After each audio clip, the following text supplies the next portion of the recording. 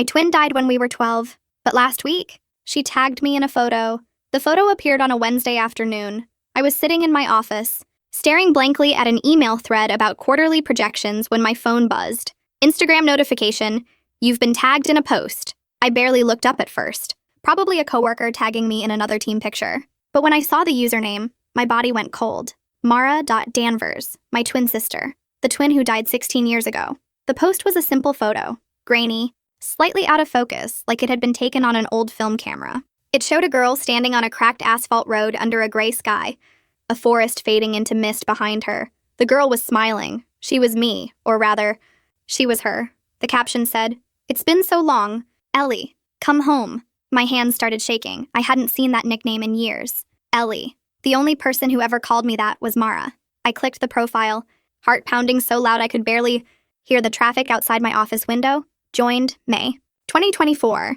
There were only 3 posts. The first was a black and white photo of 2 girls, us, sitting on a dock, feet in the water. It was taken the summer before the accident. The second was of an old house in the woods, half collapsed, vines growing through broken windows. The third was the one that tagged me. My stomach flipped when I saw the comments. There were only 2. One said, "She's not ready yet." The other, "She will be." For a few minutes, I just sat there staring. I knew it had to be a sick joke. Someone from our hometown, maybe. Someone who'd found old photos and decided to be cruel. But something about that first image, the dock, the water, was wrong, because that photo wasn't public. It was one of the few pictures I'd kept locked away on an old USB drive. A drive I'd buried in the back of my closet in a box labeled "Do Not Open," and now it was online. That night, I drove to my mother's house. She lives in a small town 2 hours north, the same one where Mara and I grew up. We don't talk much anymore. Too many ghosts between us. But I didn't know where else to go. The house looked smaller than I remembered. The paint was peeling, the porch light flickering, and the woods behind it were as dark as ever. Mom answered the door, wrapped in her old cardigan, eyes tired and wary. "Ellie," she said, like saying my name out loud hurt. "You okay?" "I got tagged in a photo," I said. "By Mara." She froze. Her face went white. "Don't," she whispered. "Don't start this again." "It's real, Mom. It's her account." "No," she said sharply. "We buried that girl." I followed her into the kitchen. The table was covered in unopened mail, pill bottles, and a half-finished crossword puzzle. Everything smelled like lavender and dust. "You think someone's messing with me?" I asked. She didn't answer right away. Finally, she said, "Delete it. Don't respond. And whatever you do, don't go back to that place." "What place?" She looked up slowly, and I realized she was crying. The lake. I hadn't been back since the night it happened. 16 years ago. Mara and I went out on the water after dark, against our mother's rules. We were 12, wild, fearless. The fog came in fast, and by the time we realized how far we'd drifted, we couldn't see the shore anymore. The boat capsized. They said I was lucky, that I made it to shore, but they never found Mara's body. That night, I couldn't sleep. I kept thinking about the post, about the caption, about that word, home. At 3:04 a.m., my phone buzzed. Another notification. Mara Danvers posted a story. My heart lurched as I clicked it open. It was a video, dark, shaky. The camera moved through the woods, my woods, until it stopped at the edge of the lake. The surface rippled faintly in the moonlight, and then the camera turned around. For a split second, I saw a girl's face reflected in the water, smiling, my face, and then she whispered, almost too quietly to hear, "It wasn't supposed to be you." The story vanished. I stared at the screen, my pulse hammering in my throat. My reflection in the window looked pale and foreign. Then my phone buzzed. Again, a direct message from Mara Danvers, just one sentence. "I can't cross until you remember what you did." My hands trembled as I stared at the message. "I can't cross until you remember what you did." It sat there on the screen like it was waiting for me to respond. The scene notification pulsing faintly. I wanted to throw the phone, delete my account, call someone, anyone, but there was no one to call. Not really. I tried to tell myself it was a hoax, some sick game someone from my past was playing, but there were details in that video that no stranger could have known. The shape of the trees, the angle of the dock, the way the fog rolled over the lake's surface. Those details were ours. I didn't reply. Instead, I went into the kitchen, poured a glass of whiskey, and sat at the counter staring at the phone. The hum of the refrigerator was the only sound in the apartment. At 3:18 a.m., another message appeared.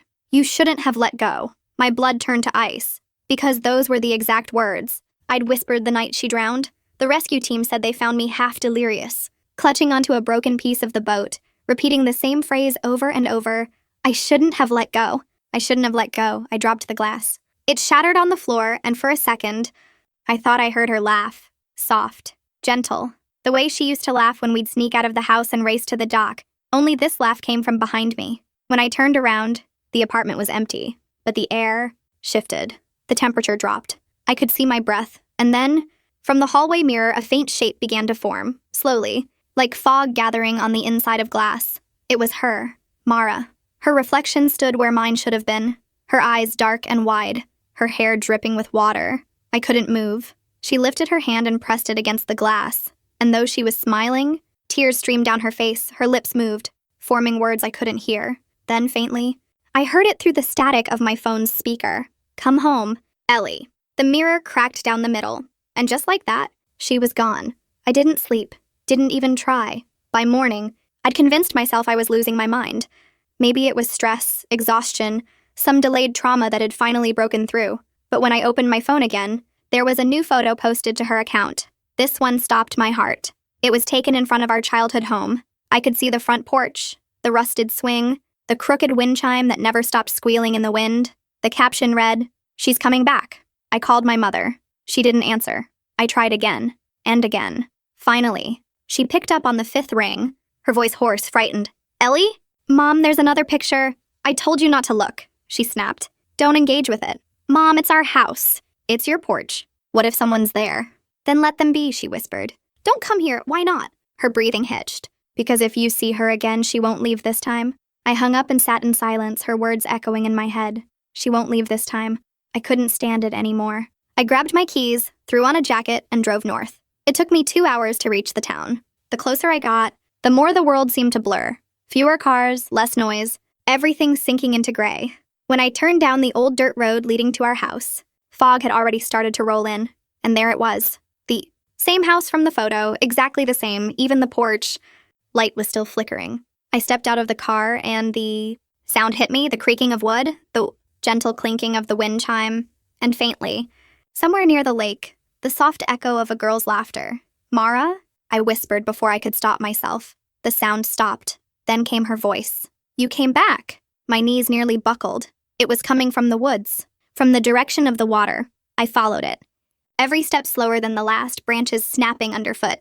The fog thickened, curling around me like smoke. When I reached the clearing, the lake came into view. Still, silent, like glass. And there, standing at the edge of the dock, was a girl. Her hair was soaked. Her dress clung to her skin. She looked exactly like me. Exactly like her. "Mara?" She didn't answer. She just turned her head, slow and deliberate, and smiled. "It's not your fault, Ellie." Her voice was soft, sad. "But you need to remember." Remember what? The wind picked up. The water rippled. And then I saw it. Something moving beneath the surface. Shapes, shadows, too many of them, all rising toward the dock. Mara looked down. "They're still waiting." I took a step back. The air thickened. The ground seemed to hum, vibrating under my feet. "Waiting for what?" I shouted.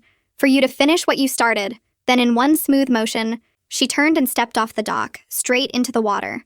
I ran forward, screaming her name, reaching out just as the surface closed over her. The ripples spread outward, perfect circles, then stilled. And when I looked down into the reflection, it wasn't me staring back anymore. It was Mara, smiling. "You shouldn't have let go." For a long time, I just stood, there at the edge of the dock, staring into the black water. The reflection didn't fade. Mara's face stayed there, smiling faintly up at me, her eyes calm, almost kind. But the longer I stared, the less it looked like her. The smile started to twist. The eyes grew darker and her hair began to float, outward as if she were underwater even though the surface of the lake was perfectly still. Then she blinked, and the ripples in the water pulsed outward like a heartbeat. Something in me wanted to turn around, to run, but I couldn't. My feet wouldn't move. It was as if the dock itself was holding me there. And then the reflection whispered, "You took my breath." My throat closed up.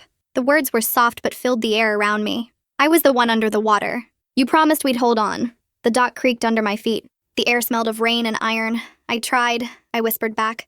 "I tried to pull you out." "No," Mara said. "You didn't." The next thing I remember is running. I don't remember deciding to. My body just moved. Branches slapped my face, roots caught my shoes. But I didn't stop until I reached the house. When I burst through the front door, my mother was sitting at the kitchen table, hands wrapped around a mug of tea gone cold. She didn't even flinch when she saw me. You went to the lake, she said quietly. How did you? She sighed. You were always going to go. You can't stay away from her forever. Mom, I saw her. I heard her? I know. The words hit me like a slap. You know? She nodded slowly. She's been trying to reach you for years. Why didn't you tell me? Her eyes glistened. Because she's not your sister anymore, Ellie. She motioned to the small wooden box sitting in front of her. I hadn't noticed it before. It was old, too old, its hinges rusted, the wood dark with water damage. She left this behind, my mother said, the night she died. The divers found it tangled in the weeds near where the boat went under. I hesitated, then reached for it. The moment I touched it, the hum started again. Faint but steady, running up my arm like electricity. Inside the box was a folded photograph, a small brass key, and a necklace I hadn't seen since we were children. A locket shaped like a teardrop.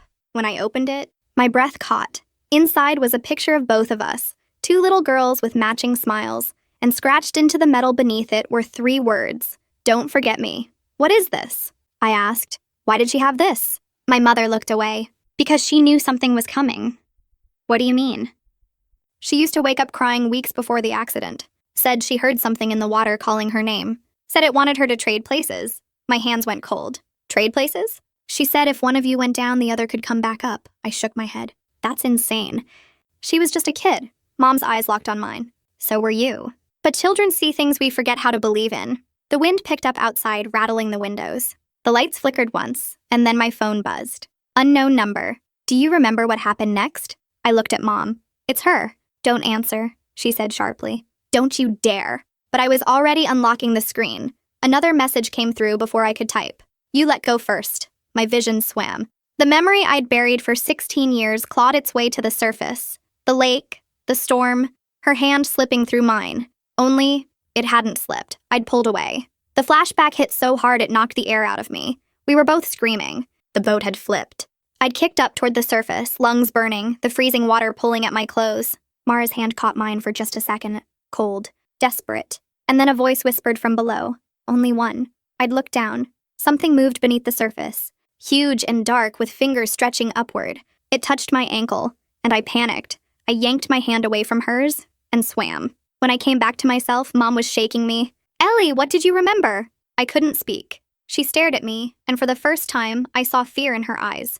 Not the fear of losing a child, but the fear of recognizing what one has done. You heard it too, didn't you? I whispered. She didn't answer. The thing in the water. Her silence was enough. A low hum filled the room. The same one from the lake. The teacup on the table rattled. The lights dimmed. Then, from the hallway mirror, Mara's reflection appeared again. Clearer this time, her face calm, her eyes dark. Ellie, she said softly. It's okay. I forgive you. My chest tightened. Mara, please. But you can't stay, she said. It's my turn now. I backed up a step. What do you mean? Her smile widened, and for a moment her voice sounded doubled, hers and something else beneath it. One goes down. One comes back! The reflection's hand reached through the glass. The surface rippled like water. Mom screamed. I stumbled backward, but my foot hit the box, knocking it open. The key fell out, clattering onto the floor. The second it hit the wood, the hum stopped. And from the lake outside, even through the walls, I could hear the faint sound of water rushing, filling, rising. Mara's voice echoed from everywhere at once. The trade isn't finished. The house shuddered. The floorboards beneath me began to creak, bending downward as if something heavy was pulling from below.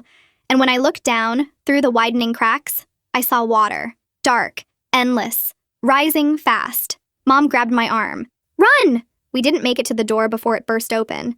Wind and fog pouring inside. The air turned thick, heavy, salty. And through the fog, I saw her again. Standing in the doorway, dripping, smiling, Mara. It's time to come home. Ellie. The room flooded with fog so dense I couldn't see my mother anymore. The air had weight, damp and cold, like breathing through soaked fabric. My lungs burned. I stumbled backward, my foot splashing into water that hadn't been there seconds ago.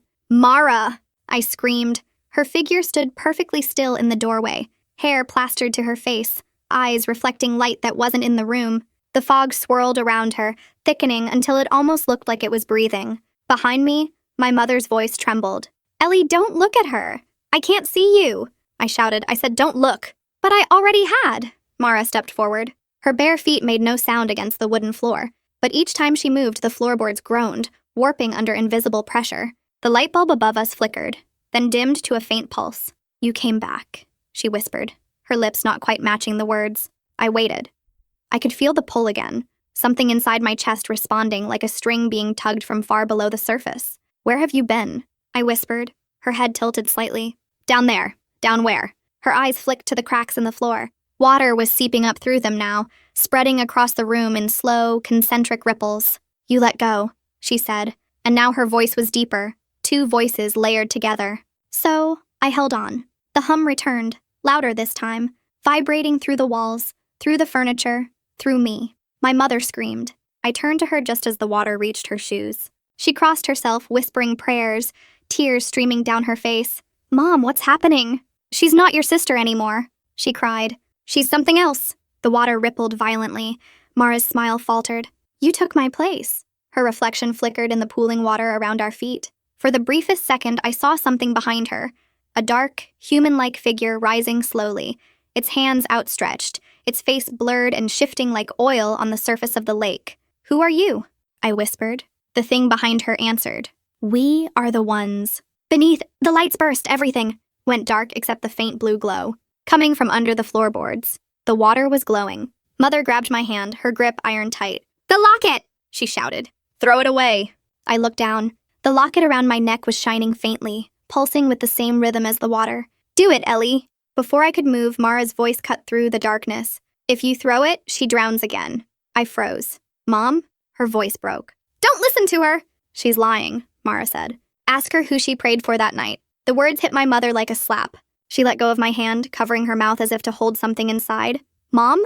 I whispered. She was shaking. "I begged for one of you to live," she said finally, voice trembling. I didn't care which. The air left my lungs. Mara's laugh, wet, cold, hollow, filled the room. So she traded us both. The water rose faster now, swirling around my knees. The walls pulsed in rhythm with the hum, the wood grain twisting like veins. I grabbed my mother's shoulders. "We have to leave." But when I turned toward the door, it was gone. Only fog. And Mara. Her eyes had changed. They were black now, wide and endless, the kind of dark that made you forget what light was. "It's okay," she whispered. "You don't have to fight it anymore." I backed away, dragging my mother with me, but she was crying uncontrollably, whispering, I'm sorry, over and over. Mara reached out her hand. "Come home." "Ellie." And then the floor gave way. Cold, dark, weightless. I was falling through water that shouldn't have been there. My lungs seized. I reached out, desperate, but there was nothing to grab onto, only endless blue light rippling through blackness. Shapes moved around me. Some looked human, some didn't, and then through the haze I saw her, Mara, floating a few feet away, hair drifting like seaweed, her face calm now. "You remember?" she said. My chest burned. "What did I do?" She drifted closer. "You listened to the lake." The hum surrounded us again, but down here it was different. It wasn't noise, it was voices. Thousands of whispers overlapping, forming words that weren't words at all, but something older. "The water remembers," she said softly. "It never forgets what it takes." Her fingers brushed mine, cold as stone. "You took my breath so you could live. But that wasn't the deal." "What deal?" Her smile was sad. "One goes down. One comes back." I didn't know. "You do now." Something moved behind her. Massive, slow, graceful. The same shadow I'd seen that night when I was 12. It rose toward us, light glinting off its surface like scales, though it had no shape I could name. "The water wants balance," she said. "It's waited long enough." The pressure built in my chest. I couldn't breathe. "Mara, please." Her expression softened. "I'm not here to hurt you, Ellie. I'm here to finish it." She reached up and touched the locket around my neck. The chain broke. The moment it left my skin, everything stopped. The hum, the light, the movement. Then the water above me opened, and I was falling up. I landed on the dock, gasping, coughing up lake water. The morning sun was rising, orange light cutting through the fog. The woods were silent. No Mara, no mother, no sound but the slow lap of waves against the shore. The locket was gone. When I looked at my reflection in the lake, I froze, because she was there, not beside me, in me. Half my face looked like hers, smiling. I drove home in silence, my clothes still damp, my hands shaking on the wheel. When I stepped into my apartment, everything was exactly as I'd left it, except for the photo on the fridge, the one of us as kids. Someone had drawn a faint line down the middle, and beneath it, scrawled in small, messy letters, were 3 words. "One goes down." I turned the photo over. "One comes back." My reflection in the window smiled before I did. I woke up on the floor of my apartment with sunlight in my eyes and lake water in my lungs. I don't know how long I'd been out. My clothes were still damp. The smell of algae clung to my hair, my skin, the floor. It wasn't a dream. I knew it wasn't a dream. There was still dirt under my nails, the same pale silt that lined the bottom of the lake. The photo on the fridge was gone. In its place was the locket. It hung from a nail, the metal still dripping as though it had just been pulled out of the water. I stepped closer. The chain had twisted into a perfect figure 8, 2 circles bound together. Endless. When I touched it, a drop of water slid down and hit the floor. It didn't splatter. It spread, moving outward in a slow ripple that stopped at my feet. And from somewhere inside the walls, I heard Mara's voice whisper, faint and clear. "You came back up. Now I get to breathe again." That day I tried to go to work, tried to pretend the world hadn't shifted, but even the sunlight felt wrong, too bright, too sharp. The reflections on every surface seemed to linger a beat too long, as if the world were glitching. When I passed a window, the reflection didn't turn with me. It stayed still, watching, and then it smiled. By the time I made it to my office, I was shaking. My coworkers looked blurry, their voices distant. When my boss, Kevin, stopped by my desk, I didn't recognize him at first. His face seemed to flicker between his and someone else's, someone paler, someone wet. "Ellie?" he said. "You all right?" I blinked. He was normal again. "Just didn't sleep," I mumbled. He frowned. "You're bleeding." I looked down. My wrist was raw. A faint imprint of chain links marked my skin. That night, I tried to call my mother. The line was dead. I tried again. A wet, gurgling sound answered, then static, then her voice. "Ellie, she's in the walls." "Mom, what are you—" "You brought her home." The line went dead again. I tore through the apartment, checked every closet, every vent, every pipe. The hum was back, faint but steady, coming from the bathroom this time. When I stepped inside, the mirror was fogged over even though there was no steam. I wiped it clean, and there she was, Mara, smiling faintly. Her eyes were no longer dark. They were colorless, pale gray like the reflection of sky on still water. "You can't keep running," she said softly. "Then tell me what you want." I snapped. "I told you. Balance." Her voice sounded different this time, less like words, more like a vibration. "I already remember," I said. "I remember everything." Her smile widened. "Not everything." The mirror rippled like a pond. The hum deepened until it felt like the floor was shaking. I stepped back, but the reflection stepped forward. Her hand broke the surface, water spilling onto the sink. "Stop," I whispered. "Please stop." "You let go," she said. "Now I won't." Her hand grabbed my wrist. It was ice cold, but this time, I didn't pull away. If this was what she wanted, if she needed to finish it, then maybe letting her was the only way to stop it. Her grip tightened, pulling harder. The mirror stretched, bending outward like elastic, and then I was inside it. The water swallowed me whole, but it wasn't the lake this time. It was deeper, colder, a space that felt endless but confined at the same time, like being inside a heartbeat.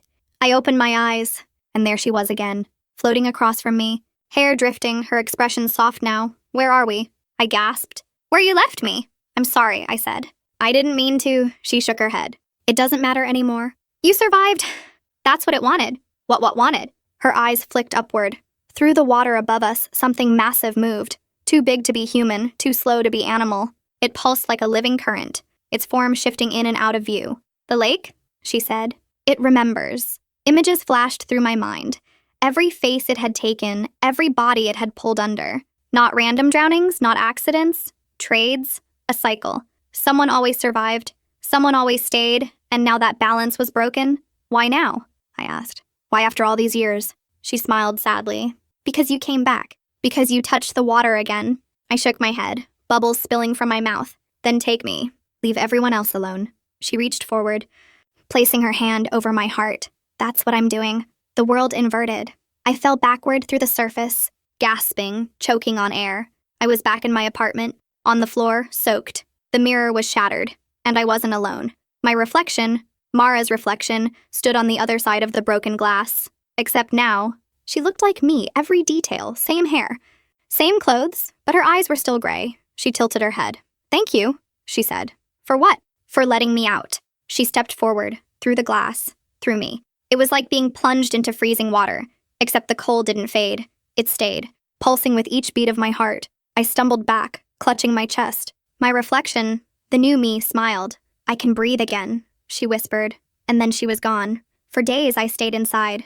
I barely moved, barely ate. Every sound from the pipes, every ripple in the glass of water on my table made me flinch. But nothing happened. No more messages. No more voices. No more humming until last night. I woke up at 3:04 a.m. to the sound of my phone buzzing. New notification.Ellie Danvers has posted a photo, my account, but I hadn't touched it. The image was dark, almost black. At first, I thought it was nothing, but when I turned up the brightness, my stomach dropped. It was a picture of the lake. The caption read, "It's okay. She remembers now." When I looked at the reflection on my phone screen for just a moment, it wasn't me holding it. It was Mara, smiling. Her voice echoed softly in the back of my mind. One goes down, one comes back, and this time I couldn't tell which one I was. The night the final message came, the lake returned to me in a dream. It wasn't like the other times, not a nightmare, not a memory replaying itself. It felt like a summons, a pull I could no longer resist. When I opened my eyes, I was standing barefoot at the end of my street. The pavement was slick with mist, the streetlights dimming one by one behind me. The air smelled like rain and algae. In my hand, I was holding the locket, the one that had disappeared weeks ago. It was warm now, pulsing faintly, almost like a heartbeat, and from somewhere distant, maybe from the horizon, maybe from the center of my chest, I heard Mara's voice. "It's time to come home." Ellie. I don't remember deciding to drive, but when I looked up, I was behind the wheel. The road ahead was empty, the forest thick with fog that seemed to move like breath. It took less than an hour to reach the lake, though the trip should have taken 2. When I stepped out of the car, the world was silent. No insects, no wind, no sound at all. Just the slow lap of water against the shore. The dock was still there, old wood blackened from weather and rot. And at the end of it, she was waiting, Mara, or what was left of her. Her hair hung in long, wet strands, her skin translucent like paper lit from behind. Her feet barely touched the dock. The water rippled beneath her as if her weight were spread across the whole lake. She smiled when she saw me. "You finally remembered." "I did," I said. My voice cracked. "And I'm sorry." Her expression softened. "You were scared." I let go. "I know." She looked out at the lake, where the surface began to shimmer, faint light spreading like veins across the water. "It forgives you." "The lake?" She nodded slowly. "But forgiveness comes with a cost." The locket in my hand grew warmer, brighter, until it burned against my palm. "What does it want?" I asked. Her eyes flicked toward me. "It doesn't want. It balances." The light from the locket pulsed faster, matching my heartbeat. The hum began again, low, familiar, vibrating through the planks beneath my feet. "Every time it takes one, it leaves something behind. You left me there. Now it leaves you." "I don't understand," I whispered. "Leaves me where?" Her smile grew sad. "Down there." The water stirred.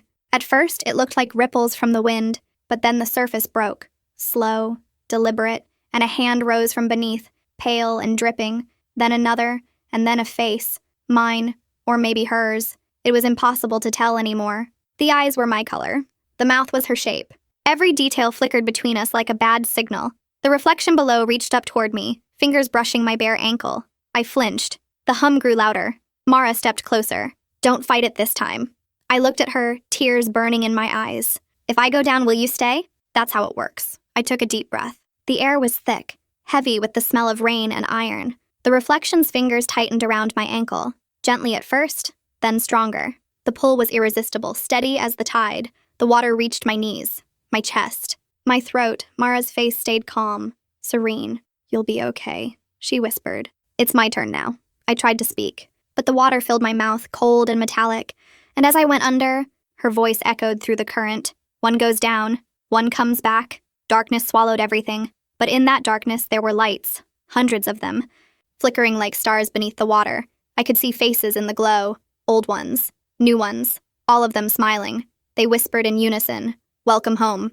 I opened my mouth, and for the first time, I didn't choke. The water filled my lungs like air. I could breathe, and for the first time since I was 12, the humming inside me stopped. It was peaceful, still, complete. When I woke again, I was standing on the dock. The sun was rising, golden lights spilling over the lake. Birds called from the trees. The air smelled of pine and clean water. The locket was gone, and beside me, where I'd been standing a moment before, lay a body, my body, eyes closed. Face calm, Mara was gone. The reflection in the water smiled at me. Not her, not me, but something in between. Balanced. A week later, they pulled the body from the lake. The report said accidental drowning. No signs of struggle. No explanation for why the lungs contained both air and water. They buried me next to my sister. The tombstone read, Maribel Danvers, 2004-2017. Elena Ellie Danvers, 2004-2025. Forever together. Sometimes when the moon is low, the surface of the lake turns silver and still. People say they see 2 girls standing on the dock, hand in hand, smiling. They say if you listen closely, You can hear a faint hum beneath the waves, like the sound of someone finally breathing again. The end.